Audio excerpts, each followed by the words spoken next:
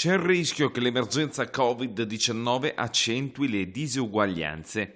A lanciare l'allarme è il governatore della Banca d'Italia Ignazio Visco nelle sue considerazioni finali.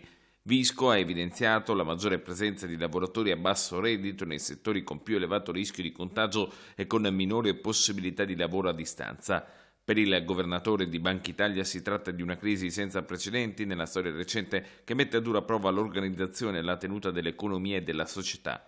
Visco ha comunque lanciato un messaggio di speranza. Insieme ce la faremo, ha detto, con scelte mature, consapevoli, guardando lontano e affrontando finalmente le debolezze che qualche volta non vogliamo vedere. Crolla il PIL nel primo trimestre del 2020. Secondo i dati Istat è diminuito del 5,3% rispetto al trimestre precedente e del 5,4% nei confronti dello stesso periodo del 2019. Rispetto al trimestre precedente tutti i principali aggregati della domanda interna sono in diminuzione, con un calo del 5,1% dei consumi finali nazionali e dell'8,1% degli investimenti fissi lordi. Le importazioni e le esportazioni sono diminuite rispettivamente del 6,2% e dell'8%.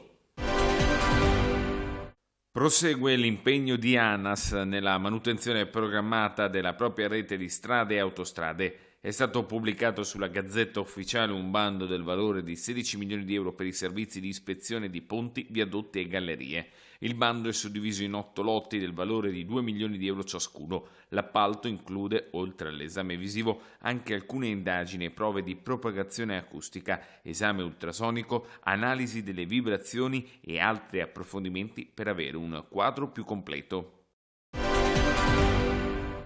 Smart City Group, consorzio di imprese della green economy e delle tecnologie per la mobilità elettrica, ha presentato una manifestazione di interesse relativa al bando per la riconversione ecologica del distretto di Termini Imerese nell'area che è stata della Fiat.